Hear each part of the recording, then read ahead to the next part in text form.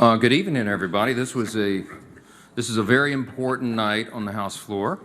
House Republicans tonight stood with the overwhelming majority of Americans who demand secure elections. Standing with me are some of the champions of this cause in the House and some of the leaders outside our chamber who've been working on this issue to ensure this integrity for quite some time. And this is a big achievement tonight. By voting for the Save America Act, House Republicans did exactly what the American people sent us here to do. It's promises made, promises kept. Ensuring the integrity of elections is an essential issue. It's essential to maintaining our constitutional republic, and everybody in this country seems to understand and agree to that. This is about a 90-10 issue in the polling, because all that we've done tonight in this simple piece of legislation is apply common sense.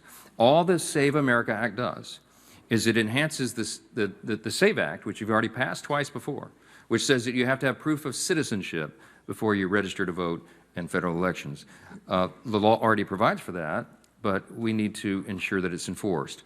And the second part of it, what we added tonight and what is part of the Save America Act is the second piece, the very common sense requirement that you have a photo ID if you're going to vote. So that's it. That's what the bill does. Proof of citizenship and photo ID to vote. Everyone in the country understands the necessity of that, understands how simple it is and how important it is. And the only people that oppose it are people who want to cheat our system, who want to participate in our elections illegally, unlawfully. And that's not fair to the American people and the citizens of this country. And so we had only one House Democrat participate with us tonight. This has become a bitter partisan fight, and it's madness to us. We can't quite understand what the rationale is for opposing a free and fair election. But they're going to have to explain this to the people. And they're going to have a hard time doing that. Now, this bill, having passed the House, will now go to the Senate. And we are encouraging all of our Senate Republican colleagues who believe in this just as we do to try to get this thing through the system, to pass it there.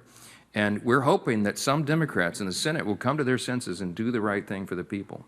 Otherwise, they got a lot of explaining to do, as we say down in the South. This is something that is overdue. It's something that's common sense. It's something that comports with what the American people want. And there's really just one question that would linger over all this now. Will Senate Democrats continue to cater to their extreme left-wing base, or are they going to finally join the overwhelming majority of Americans on this common sense reform? But I'll tell you this, once again, Republicans have demonstrated that we are the party of common sense. We are the party that's delivering exactly what the American people sent us here to do, and we will continue that. Got a lot of champions that you can hear from here shortly before we take a few questions, and I'm going to yield first to Chairman Brian Stile, who has worked really hard on this issue. Where is he at? Right behind you, Mr. Thank you, Speaker. sir. Mr. Speaker, thank you very much. What an exciting day to have passed the Save America Act, moving forward two absolutely essential and important topics in election integrity. Making sure that it's only U.S. citizens who are voting in U.S. elections by ensuring that there's proof of citizenship at the time of registration. The other topic being photo identification. And as you watch the left push back against this, you realize how ridiculous their argument is. We were having a debate at committee on the topic of photo identification. I flew home to Wisconsin, went, grabbed a six-pack of beer. The clerk recognized me, said, "Hey, Brian, can I see your ID?" Said, "Sure." I opened up my wallet, handed my wallet, he checked it. He allowed me to buy a six-pack of beer. I just think it's absolutely nuts that we protect our beer more than our ballots in jurisdictions across this country. The legislation today is a meaningful and real step forward in election integrity to make sure that it's only American citizens who are voting and that the people are who they say they are who come to the polls. So I appreciate the work of the leadership, our outside friends who are with us today, and it's my great pleasure to now yield to the author of the bill, my good friend, Chip Roy. Well, only a man from Wisconsin to be in here talking about protecting his beer, right? It's like, look, and I'm for that, by the way. To be on the record, I'm for protecting your beer. Look, it is an honor to be here. I just think this is a great reflection of the team that is the Republican conference in the House and what we're doing to work together to deliver for the American people. They sent us here to do what we said we would do. It's a pretty simple task. The president talks about common sense. This piece of legislation is simple common sense. There's a reason that it is polling at astronomical levels, no matter which party you're in, no matter what race or background you have, whether you're urban or rural, whether you're black or white, Hispanic, whether you're male or female, it's polling at 80, 85, 90% across the country. It's because it's common sense. The American people want a sovereign nation. They understand that voter ID is common sense to vote. They want only American citizens to vote in American elections, and this legislation does that. And the Save America Act is now headed to the Senate, and we certainly hope that the Senate will take it up in good faith, put it on the floor, and have a robust debate. Make the greatest deliberative body a great deliberative body again. Go to the floor of the Senate and take this up. I want to see people who want to oppose it go to the floor of the Senate and try to explain to the American people why they wouldn't support this common sense legislation. I want to thank the Speaker. I want to thank Chairman Stile. I want to thank all of the leadership team here, but I want to give a special shout out and thanks to the groups and all of my friends here, but particularly Cleta Mitchell, without whom we wouldn't have been able to get this drafted in the first place and get this bill across the finish line here in the House. So with all of that, I appreciate it, and I'll turn it over to our great leader, Steve Scalise. Thank you, Chip. I appreciate your leadership and all the people up here, and especially those friends from the outside world that have been focusing on this for a long time. The House of Representatives, led by Republicans, came together tonight and said, we will protect the sanctity of your vote. And it's so important. You know, you think about the military veteran who risked his life overseas to defend our freedoms. And he comes back home, and his vote will be stolen if somebody's able to vote illegally. And it happens. I come from a state where our elections commissioner was sent to federal prison. We all know it goes on, and how can you protect it? And then when you listen to the arguments by the Democrats, it was some of the most embarrassing, hypocritical debate you could hear. They're talking about voter suppression. Well, let me tell you, and it's been brought up. Try getting on an airplane and flying home tonight without showing a picture ID. Try going into a bar without showing a picture ID. Try getting into the Democrat National Convention without showing an ID. They required it. The same Democrats that are saying things like Jim Crow said you have to have an ID to get into their own convention because they know it's common sense. If you want to have a secure operation in anything, and elections are the most important franchise we have in America to protect democracy. And so, yes, we had a really important vote. Great to see one Democrat. Really perplexing why every other Democrat wanted to support voter fraud. That's really what you're supporting if you voted no tonight. You're saying you're okay with voter fraud. And that's a disgrace. Look at states that have done this. Georgia, they said all those same things, by the way, in the state of Georgia, that passed a voter ID requirement. And what happened in the next election after? You had actually higher voter participation. And in one part, I think it was because of the voter ID law, because then people had a higher confidence in their vote counting, because they knew it was harder for somebody to cheat and steal because of the voter ID requirement. So you will increase confidence amongst legal voters with this provision. And that's why it's so important that the Senate take this up and find a way to get it to President Trump's desk. President Trump wants this bill on his desk so he can sign it into law and give even stronger protections to all Americans, over 80%, who strongly want the protection of the sanctity of their vote. And the man who helped us get the votes for this bill, our whip, Tom Emmer.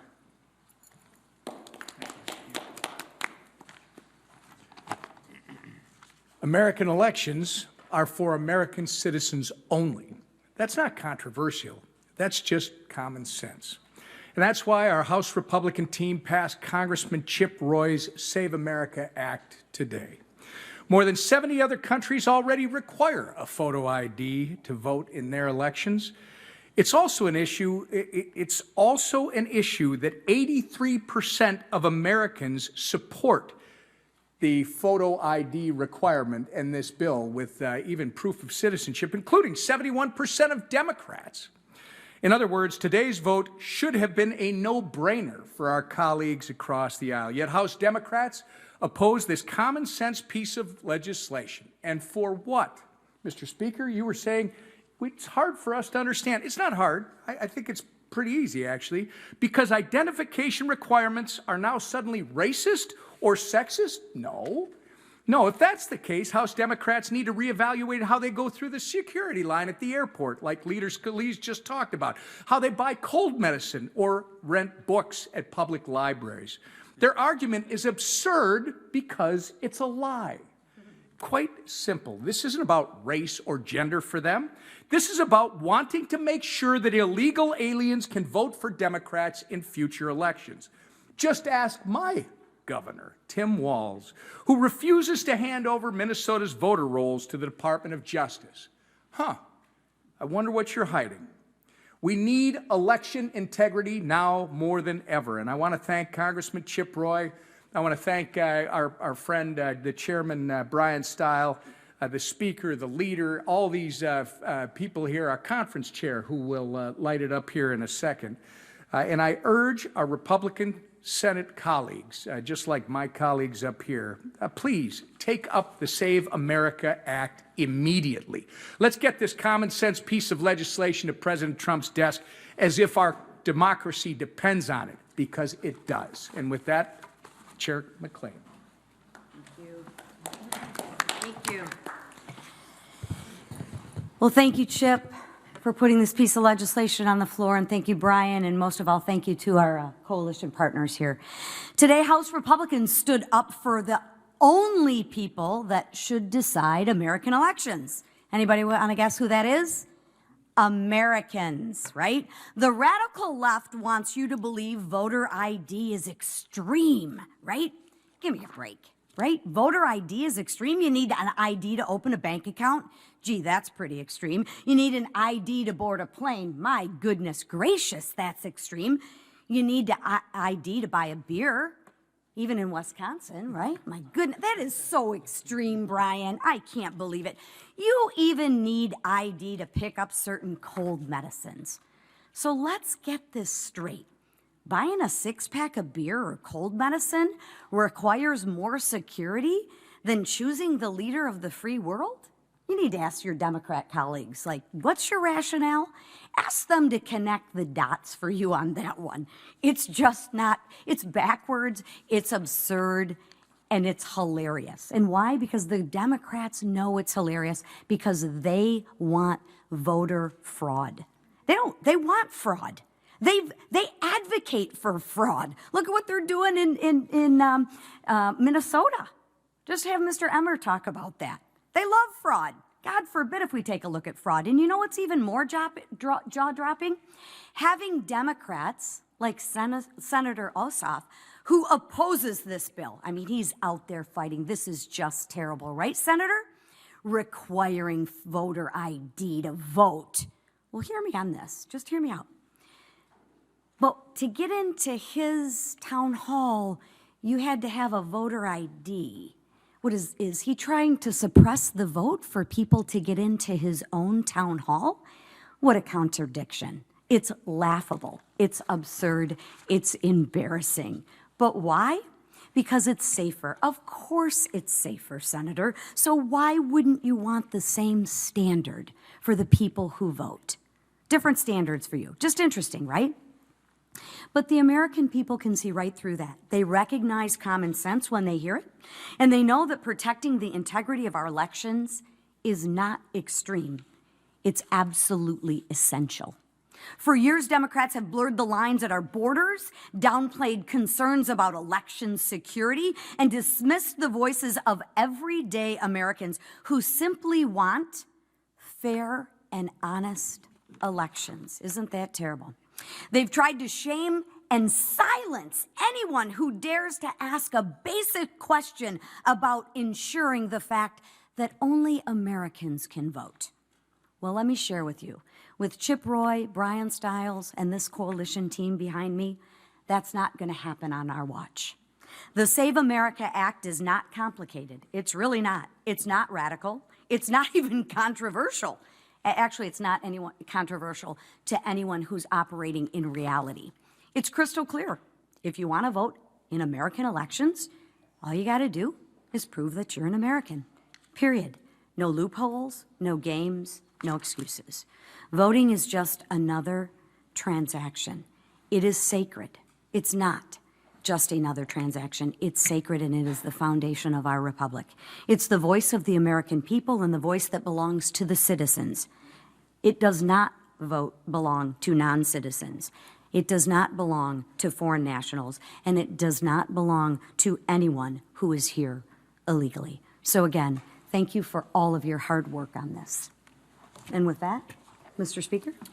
Yeah, we'll take a few questions. Before I do that, I just wanted to say there's a biblical admonition to give honor where honor's due. A lot of people worked really hard on this, and this was a years-long effort. And I was, Chip and I were discussing earlier today how this began when we first filed the SAVE Act. I remember we were out on the steps in the last Congress. Cleta Mitchell was there, and Ken Cuccinelli, Jenny Beth Martin, the Tea Party Patriots. All of our friends are there, many here with us tonight. They were out on the steps advocating for this. And when we presented it, we presented it as a matter of common sense, and the American people agreed with that. And in recent days, you've had people like Scott Pressler up here who's just been online just hammering this thing over and over and making sure that people are aware of this. And it really took all that effort from the outside to here inside the building to make this happen. And it's, again, delivering on our promises. So a couple questions about this. We'll be happy to do it. Yeah, yes, sir. Question on this, what assurances have we gotten from Thune is going to come up in the Senate, and we talked about the talking filibuster. And while I have you, DHS is about to shut down in 2 days. Have you heard any progress on that? Yeah, so I stay in close contact with Leader Thune, and we met yesterday, actually, and talked about this. I told him that it would be coming over. We were certain to pass it, and we would send it, and hopefully we'd get a few Democrats. We got one, okay? So it's a bipartisan bill. It's going to the Senate, and I think Leader Thune is committed. I mean, I know he is to getting this to the floor, but we want to get it not just to the floor, but to the president's desk. We need to get this signed into law. It's really important for all the reasons stated here. We have a custom between us. He doesn't tell me how to run the House. I don't tell him how to run the Senate. But I trust that he is committed to it, and they're trying to figure that out, figure out the right path. And I think the talking filibuster is part of that discussion, and we'll see how it shakes out. So I would hope that there'd be some sensible Democrats there that would recognize, as one did here tonight, that this is a good policy and a good thing, and it's right. It shouldn't be a partisan issue. This is anybody who's for free and fair elections, for the integrity of our system, should be on board with this, and hopefully they could get 60 votes over there. We'll see how it happens. With regard to the Homeland Security, there is good faith negotiations ongoing right now. I was at the White House 90 minutes ago with the president talking about that very thing. The White House is sending over a few terms. I don't know if you'd call it a counter offer, but they're in negotiations with Senate Democrats, and we're very hopeful that that can be worked out. They are going to vote on the House Homeland Security Appropriations Bill that we passed here, by the way, with bipartisan votes. They're going to vote on that tomorrow. If they do not have 60 votes to pass it, I think by unanimous consent they could move into a short-term CR.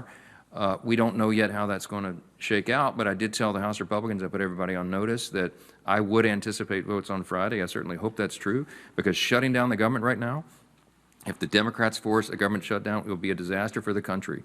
Remember what's at stake here. The Department of Homeland Security covers the agencies that keep Americans safe. You're talking about the Coast Guard, you're talking about FEMA, Secret Service, TSA.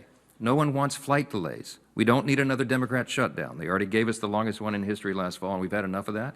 So let's hope cooler heads prevail and we get this done, and we do not have to shut the government down. Yes, ma'am. Last question. During the 43-day shutdown, you made the decision to not have the House in for almost the entirety of that. If DHS shuts down, do you plan to keep the recess next week? Do you plan to keep the House out? Do you plan to bring them back for you? How are you planning to handle it? Well, I'm not going to forecast what will happen because we don't know. The scenario I just painted for you is the one I expect. No deal yet, but I mean, I do believe that at least the White House is operating in good faith, and I can testify to that because I was just with the group and the president himself.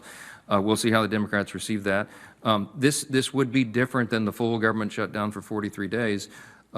And we will do whatever is necessary. Republicans will do whatever is necessary to get the government open. If it looks like we have an opportunity to do that, then I would press for it. If it's a short-term CR, that would cover next week. People have very important events in their districts, serving their constituents, doing that hard work, and that's always of high importance and high priority. So we'll have to make that decision depending on the circumstances as they develop, so stay tuned. Appreciate y'all being here so much. Thank you so much.